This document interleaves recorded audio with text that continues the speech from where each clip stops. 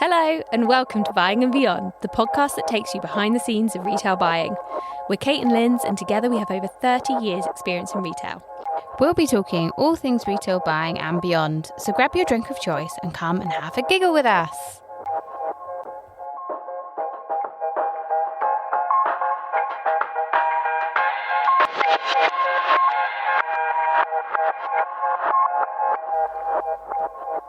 Hello! Hi. Here we are again. Time for episode 9 of season 2. Wow. Can you believe it? I'm really proud of us. Me too. Mm-hmm. How are you? I'm Other good. than I'm good. I'm beaming. drinking a carrot and ginger juice, which I wish they put a bit of apple in because it's a bit like just carrot and ginger. It's nice, but it's hitting the spot. It's the ginger that does it, really. Yeah, how many times are we going to talk about ginger, on the that does podcast? it. And then the carrot gives you the nice sort of like healthy colour. Mm-hmm. In fact, actually, maybe we should have gone for ginger and something green. Yeah, 'Cause exactly. then it would have really made you feel good, Mm-hmm. just from the colour. What are we talking about today, Kate? In fact, green. Whoa, nice segue. Nice segue, Kate. Didn't even realise I was doing that. So today's topic is one close to our hearts. Mm-hmm. I'd say we both feel quite passionate about this. Yeah. In fact, we've mentioned it in passing a few times in our previous episodes. So sustainability. Big word. It is. What does it mean exactly? Mm-hmm. So it's definitely a word that we hear bandied around a lot. Mm-hmm. But what does it actually mean? So I looked up the definition of this Did you? in preparation. Look at you. Prep for the pod. Thank you. So, sustainability from the Oxford Language Dictionary is Just put a hand up. 1. The ability to be maintained at a certain rate or level, i.e. the sustainability of economic growth. And 2. Avoidance of the depletion of natural resources in order to maintain an ecological balance. Interesting. I like the balance in there. Yeah, interesting. So it's the pursuit for the global environmental sustainability. So both are incredibly important topics. One's just about how do you keep your business sustainable Yes. by being able to continue going and growing. Yeah. But the other one, the second one, is the one that we're going to talk about today. So we're going to focus on environmental sustainability. Mm-hmm. So it is a huge focus for the retail industry, finally. And I say a big focus for the retail industry. That's a really broad term because I think we're going to delve into many a retail company that is not invested in it. Yeah. But it's nice to see more and more companies paying attention. Yeah. And I think with the BRC championing the net zero roadmap, like that is like committing to the retail industry that they're going to build a fairer, more sustainable economy. And one of their critical goals is climate action. And so they're encouraging like all the big players to like join efforts and showcase industry-wide support to like reduce the greenhouse gas emissions.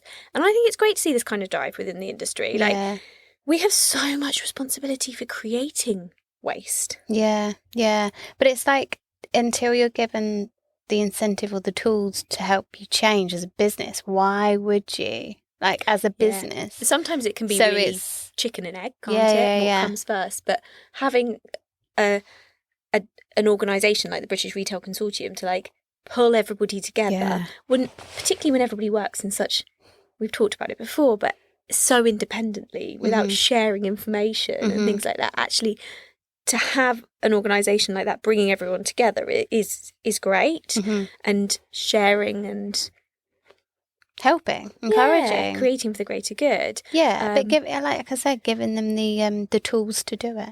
And we've also seen so many people step away from like high profile retail jobs to like push forward this change in consideration for the environment. So you've got Jane Shepherdson. Yeah. The legend that she is. She is. An amazing Again, we'd woman. love to get you on the poddy, Jane. Yes. Fangirling all over again. But she is an absolute retail icon, and I found it really interesting to hear her talk about her feeling about her responsibility in like creating waste, and that she's now like finding and driving solutions to like minimize it. So she's the chair of My Wardrobe HQ, which is the luxury fashion rental business. And also she's been championing that rule of 5, where you only buy 5 items of clothing a year. I'm going to try that this year. I was going to say, do you think you could do it? I'm going to try.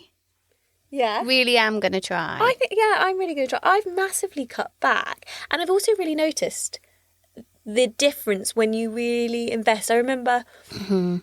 So I was just saying to my husband the other day, there's a pair of boots that I thought were far too expensive for me. And I was like, I just don't think I can do it. I don't think I can do it. And I was like, I really like them. And if I think about the pence per wear, because of like the longevity, like the quality, they still look brand new. Yeah. Years on, like 3 years on now, they still look brand new. And they were a classic pair, so they're still... Timeless. And honestly, like, I thought it was expensive, but they probably cost me about a penny. The number of times I've worn them now. I love that. It's true. And I really hope that the industry will shift away from fast fashion. Cheap, fast fashion. Like the naff fabrics. You know, the ones that you get those like horrible like static shocks from. Yeah, and you wash them and they just fall apart. Yeah, and like you put the jumper on and your hair ends up standing on end. Yeah, or it was shrunk. Or like shrunk, or you've taken it off, and as you've taken it off, your hair's just gone up with it. And I want to go back to the days of good quality garments, like that will last you for years. Like I actually still have some Topshop jeans. I think they're circa 2008, and they feel great. Like fabric wise, I mean, they're a little bit too tight around the tummy now. Let's face it. I've grown a bum and a tum since then, but compared to some that I bought last year that are already feeling like they're wearing at the knees and the seams, and like when they just go baggy after just one wear, like I just think there's nothing quite like my now sort of like vintage jeans, like, and I think that really shows how much quality has decreased. Like I would rather spend a bit more and get something that's going to last. Yeah, definitely. I mean, I think I probably do a lot more charity shop shopping these days. That's becoming I got some great woolly hats last time. Oh, you did? I have a fantastic charity shop near me, don't I? Yeah, that has the best stuff. I think I suppose it's back to this kind of debate on affordability, though, isn't it? Like, not everybody can afford really expensive, I would agree, good quality items. It's a tough time to talk about quality. Because it may increase prices, and in a cost of living crisis, you don't, as a retailer, you would be cautious, and you can see why like so many low value retailers are still doing well.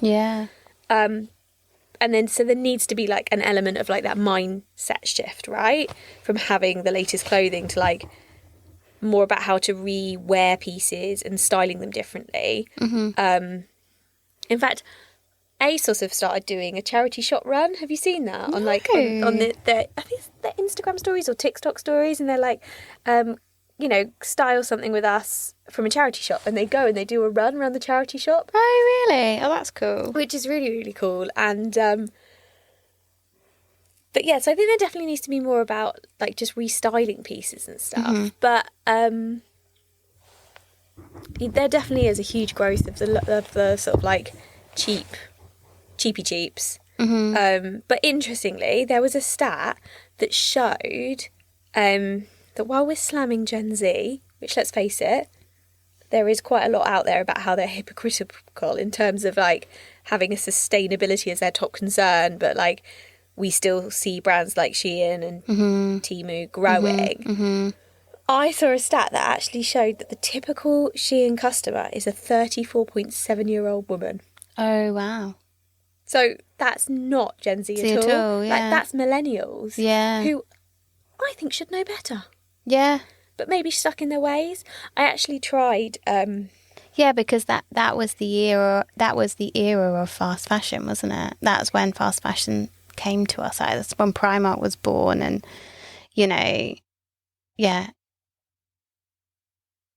Yeah, so we're kind of just used to it as a millennial, maybe. I don't know. I mean, so I hadn't been a customer of either of them before. Yeah.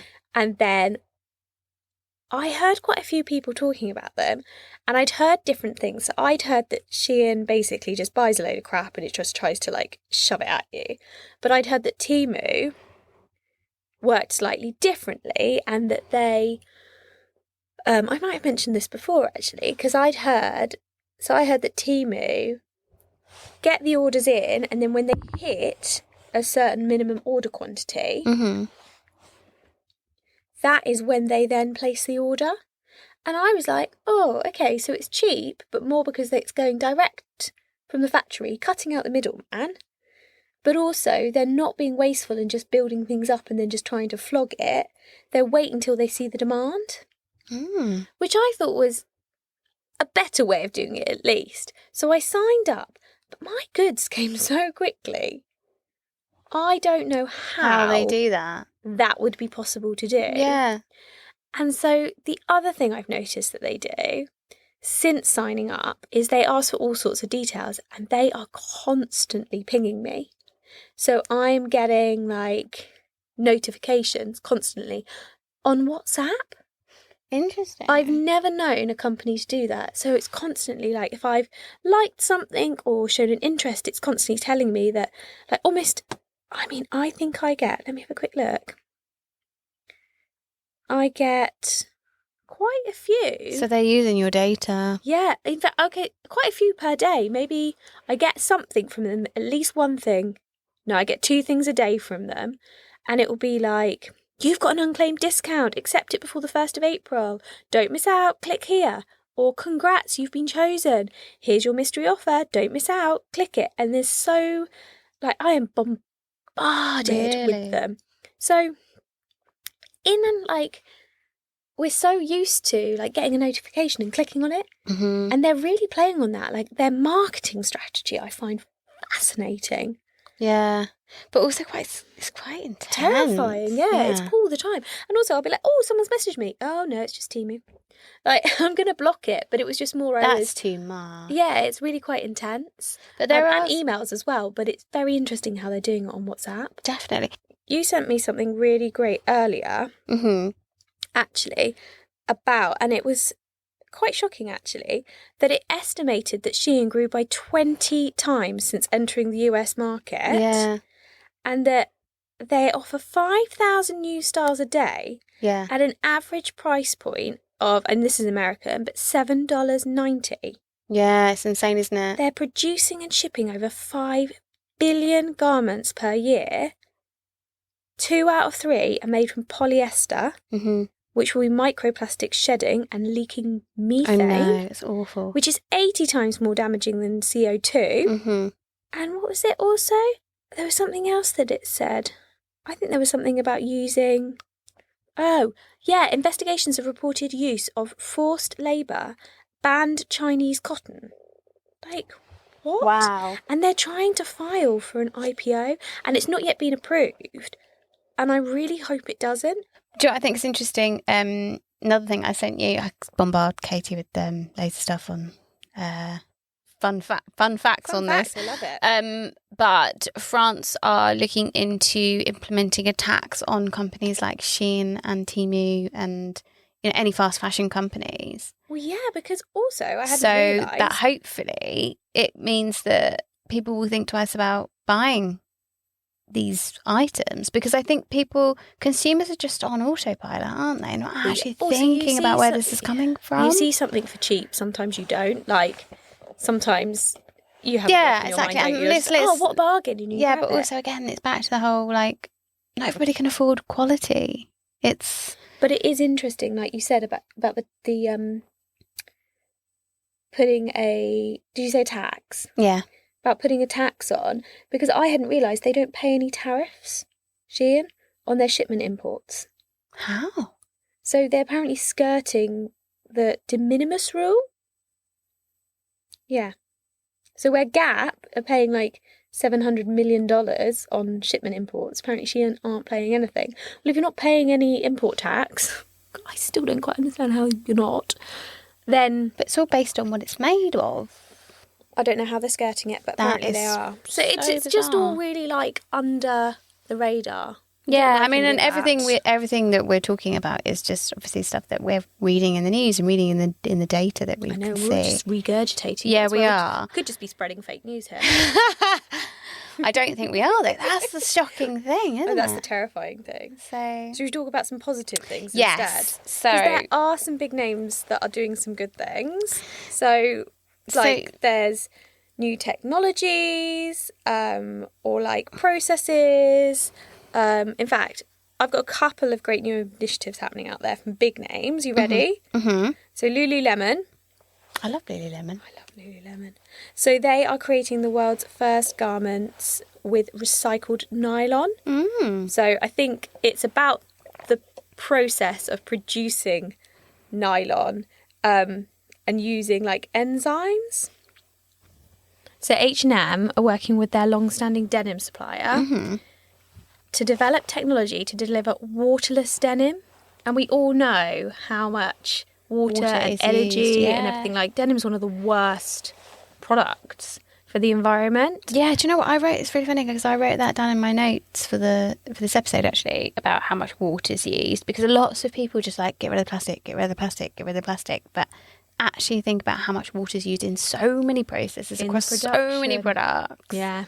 And denim's notorious, isn't it? And so this is great that they are going to be able to reduce energy and water and chemicals compared to the traditional denim production methods. Interesting. I'm excited about that. Yeah. And then there's a couple like of other places doing things like Vija.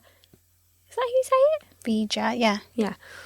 Suddenly I had a mind block and I was like, ooh. But they've got a store in Paris that's focused on repairing sneakers and, I say sneakers, on repairing trainers and clothing from any brand. Oh, wow. Which I think is quite bold, because it's like, oh, right, yeah, they're doing it for their stuff. And it's like, no, they're doing it for any brand. And they have 2 cobblers and they work on repairs 7 days a week. Oh, wow. And then they've got an in-house tailor who will give a new lease of life to clothes.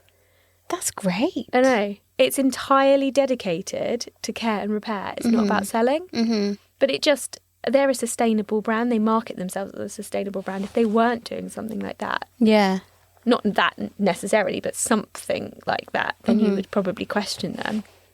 And then North Face as well, who's all about kind of like the outdoors and the environment. Again, you'd be expecting to see something from them. So they've got the North Face Renewed.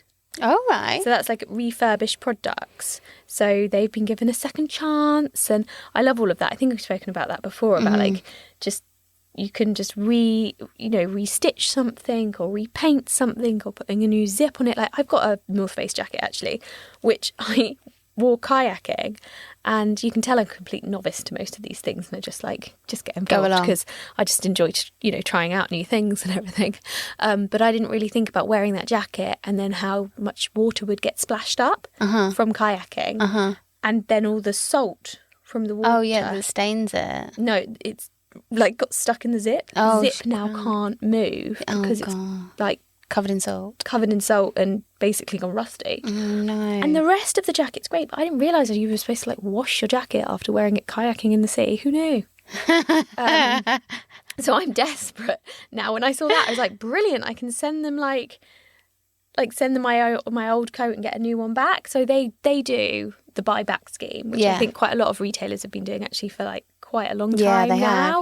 Which has been really good, and I think that's been a real stepping stone for some of these. Because that's more almost like an easy one for retailers to just start with. Yeah, you get and then some of these other schemes are a little bit more complicated and require investment. Exactly, they're like a lot more like transformative actions, and like exactly, like a lot more thought, and like how are we actually going to get this to happen, rather than just like you get X amount off your next purchase, like in fact, we looked at one retailer I worked for, we looked at doing refillable paint.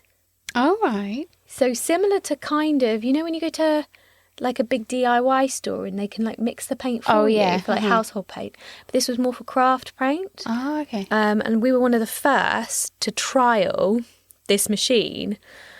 it just wasn't quite fit for purpose, like the way that it was supposed to pump through. Yeah. Which was a real shame because it felt really like exciting. a refillery. You know, you get refilleries now in like most big cities. You bring in your containers and you fill up your soap. And exactly that. But for like acrylic paint and so they're all really big brands. But then there's sort of smaller and up and coming brands as well, right? Doing some really great things. Yeah, so this is brand at the moment that I'm following called Unfolded. And their mission is to fix the broken fashion industry that is destroying the planet. So Unfolded makes clothes without the waste and uses the savings to create positive impact in the world. So basically, their designers work with existing Unfolded shoppers to design every item that they design is basically something that they know that their customers want. So there's no wastage in really designing and sampling and all that kind of stuff. And then number 2, the clothes are made after they start taking the orders, so they only produce what's needed, which I think Made.com used to do something similar to that, didn't they? They used to wait until they that's what the whole name was based on, wasn't it? Made to order. That was their original USP. Yeah, 100%. and then they started buying loads and loads and loads and loads of stock, and then they had too much stock, and then they couldn't shift it, and then they had no money. So sad. And then it says that the clothes are shipped to you directly from their factory in 4 to 6 weeks. So it does take 4 to 6 weeks. But it's quite But that reduces wasted resources by not sitting in a warehouse as well. So there's so many good things in there.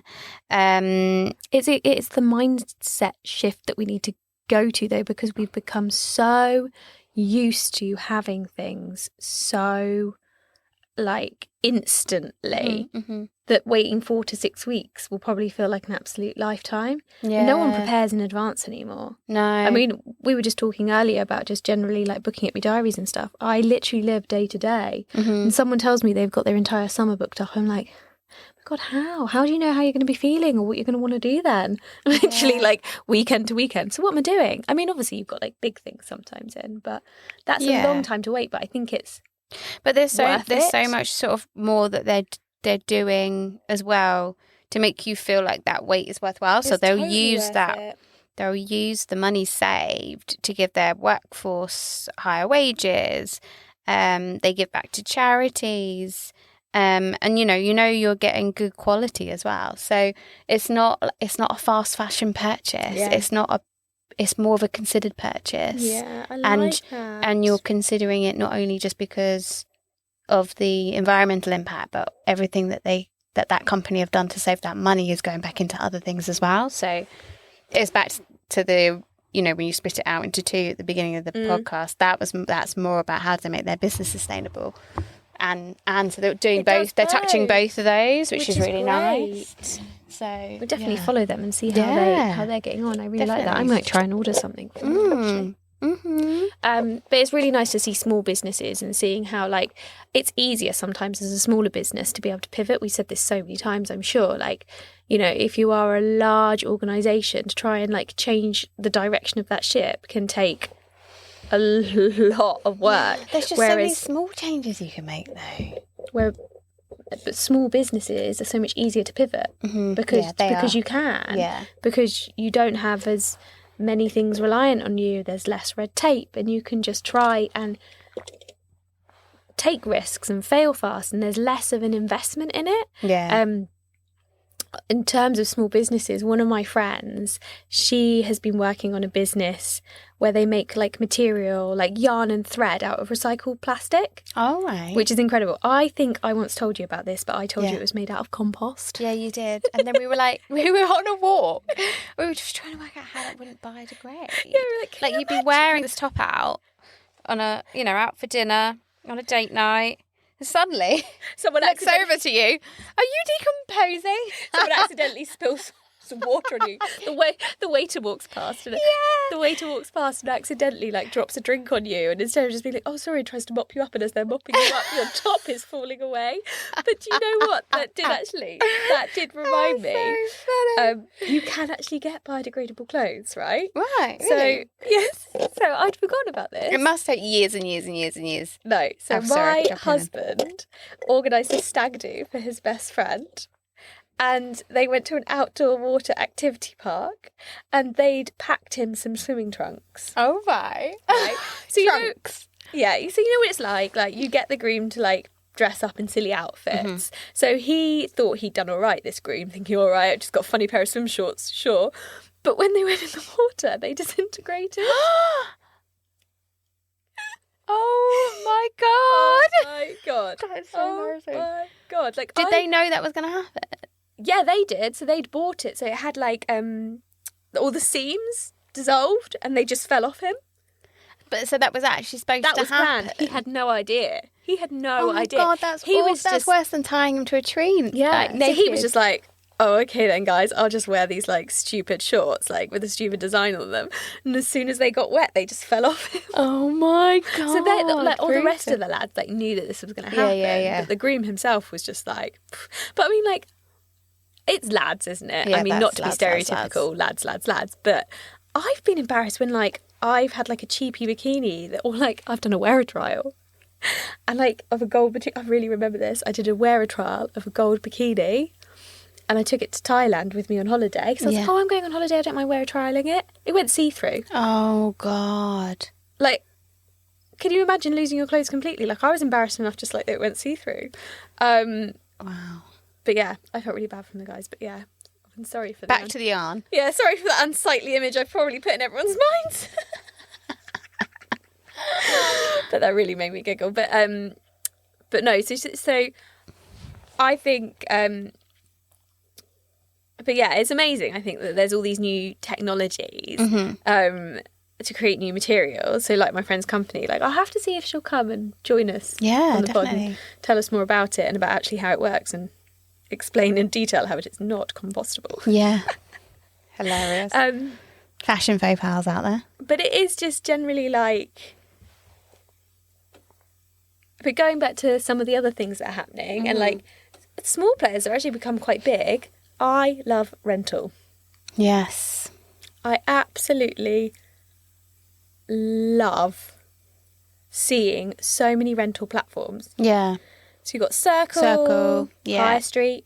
Her. I like saying that one just because I like to like her. Can you roll your R's? No. No, me neither.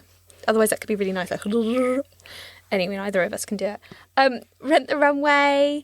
I like that they're like making buying secondhand cool. Yeah, definitely. But I think Vinted is my most visited app.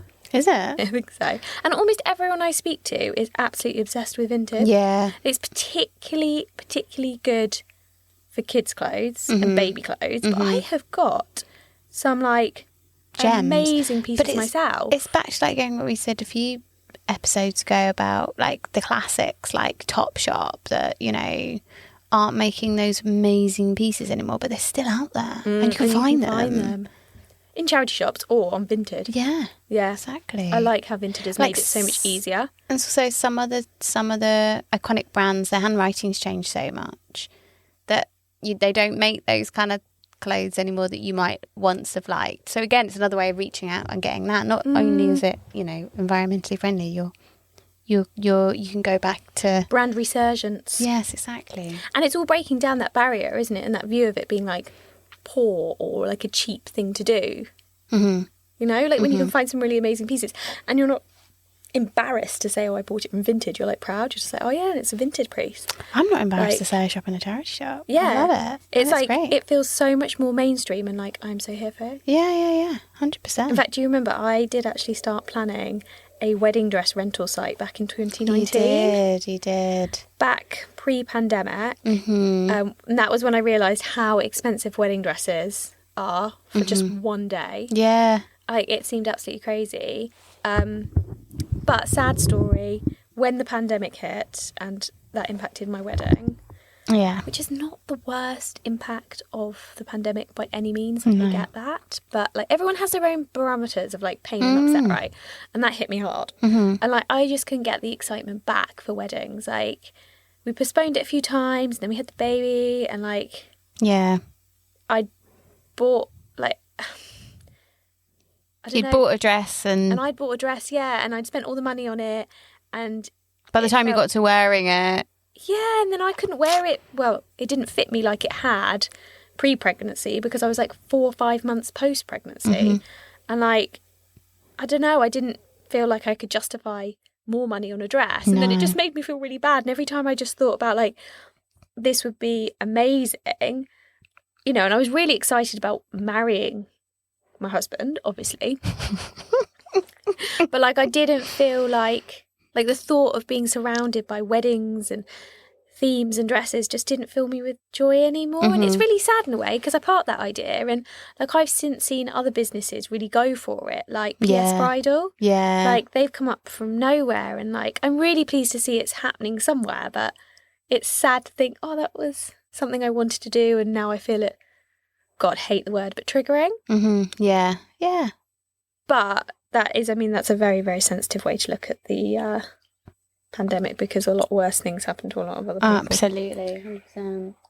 But then I think the pandemic really shifted everybody's way of thinking. And that's why rental, vintage, and even catapulted sustainability back into the forefront of consumers' minds, not only businesses, but consumers' minds. Because we now think in a different way, don't we? I think it is more consumers as well, isn't it? Like, actually, if you think about it, like, it's a general shift in ethics in retail that we need to see, and consumers are really driving that. I mean, so many retailers are still buying to like a certain percentage of sell through, like, and then the remaining stock planned in terms of like numbers for write-off. So that's how you'd plan your stock numbers, isn't it? Yeah. Where does that stock actually go? Yeah, like, because you don't sell 100%. You don't. And then, and when you're looking at it from just a really black and white numbers point of view, and you're like, and we'll have X amount percent, and that's just going to be written off. And I remember talking to my husband through it when I first met him, and being like, so, you know, told him about my job. Like, I was in a fairly junior position then, and I was just like, yeah, and we just like write it off, and then it's gone. And he was like to me, where does it go? It's gone where? And I was like, I don't know, somewhere. Yeah, outlets. That magical land. And then I told him about New Life. Oh, yeah. New Life. Great business. But that always seemed more for our samples. Broken things, yeah. Yeah, like one shoe. Yeah. Or like just jewelry. But it was more samples. And I don't know whether they used it on a larger scale. Because as I said, like, I was at a more junior position at that point. And I wasn't thinking about end to end. And to be honest, I didn't have as much of an eco-consciousness. Yeah. I have to admit, and like we're saying, like that is for the rest of the world too. Like, we are so much more aware now. I think, as you've said, like as a result of the pandemic, but also just like the reports you see, like about climate change, the images that you see streamed on the news, like tons and tons of clothes piled up. Like, it makes you feel quite sick, really, doesn't it? That, like, you've played a part in that. Yeah, exactly. Exactly. I suppose it's getting retailers to think in the balance of sales growth versus wastage. Like, you have to be really certain that growth is coming. And, you know, wastage, yes, we need to have some wastage in there as from a business point of view. But where's that waste going? Where's that going? Like, don't just stop at, yes, that's my wastage. Maybe in sign-off meetings we should be like, yeah, I'm planning for 2% wastage, but my plan to get rid of that wastage is X, Y, Z. Yeah, and we're working with these charities or this recyclable. Because it feels like it's just passed on to somebody else. Company, like, maybe it's another department's responsibility. But that gets passed down, doesn't it? I don't know which department's responsibility it is. Maybe it's the charity lady. I don't know. Or maybe it's supply chain, or maybe it's warehouse. But I haven't worked in any. Maybe it's the store. Or maybe it's the store's own responsibility. Yeah, and what are they doing with it? I've never worked in a company where they've been so transparent about what happens to all of that waste. Yeah. And where does it go? Where does the waste go? Where does it go? And wasn't there some reports a while ago about the returns from ASOS apparently being incinerated rather than being checked and resold? Do you remember that? Oh, and I don't know if that had any truth to it or whether it was just a scare story. But it's definitely changed. I know that much because one of my friends started a baby rental company, and she found a factory that ASOS used to like wash and repair clothing. So returns would come in and they'd get checked, and if they were damaged or whatever, they would repair them, or if they could tell they'd be worn or whatever, they would wash them. So again, it's like it's a really good opportunity for more places like that, like warehouses like that offer those kind of services. Yeah, 100%. But yeah, great. We could talk for hours about this subject, couldn't we? Like, yeah. I think we feel really lucky. We've been able to have the opportunity to like be a part of the change and like to lead strategic direction of like departments and make those sustainable decisions. Like when we've talked about sort of working with suppliers and going on development trips and just those small changes in big businesses that we've worked at. So, for example, getting rid of Kimball's, and just putting string, threading your spring tickets with string or, ribbon or something that is not that awful. Plastic, one-time used plastic solution. Yeah. So that's what I mean by small changes. That is a small change, but it makes a big impact, especially when you work for a company that's ordering 100,000 units of something. Yeah. And we've started and we want to maintain that dialogue with suppliers, help force that change for the better. And we need more voices pushing for these changes to happen. Absolutely. I think that now more than brings us to the end of this episode. Our time is definitely up. I think it's definitely a subject we can chat about all day. Like, as you say, you bombard me with fabulous, factual bits of information about sustainability. But we just find it a super interesting topic, and I think we'll definitely want to revisit it again. And also just the general aspect of like that sustainability from an economic and stability point of view as well. From a workforce point of view as well, sustainable workforce, what does that look like? Yeah. So that takes us into our 3 most passionate points from today. Oh, 3 most passionate points. That's nicer than just jumping in 1, 2, 3. Okay, so number 1, climate change is real, and retail has realised we have a huge part to play. We all need to step up and push to pivot into more sustainable shopping habits and be realistic about the future of retail. That takes us nicely into number 2. Number 2, embrace the move into rental and reused or pre-loved. How can we as big retailers be a part of the change and offer options to encourage circular consumer habits?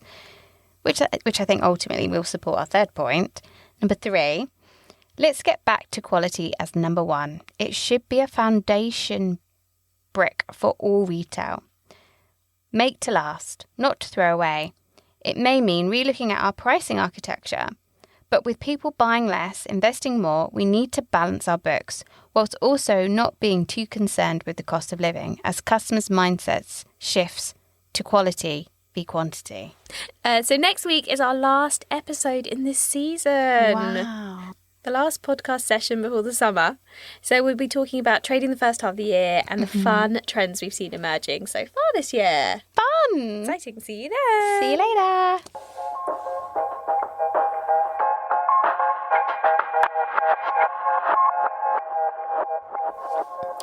If you've enjoyed listening to this episode, please, please, please like and subscribe and leave a review. And if you already have, thank you, thank you, thank you.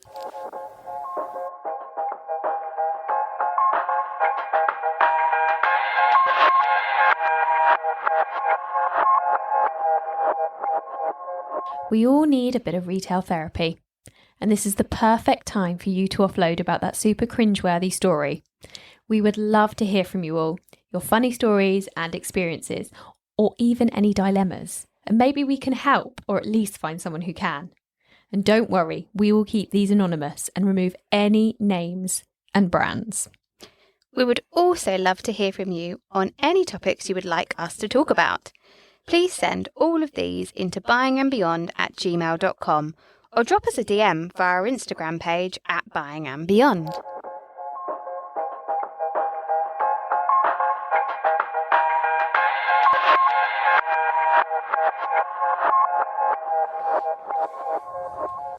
Kate, are you a drama queen? No. Drama just makes things interesting. That's true. All these thoughts and opinions are our own and based on our own experiences working for a wide variety of retailers. These are all in the hope to entertain and educate, and not to reflect negatively on any place we currently or have previously worked.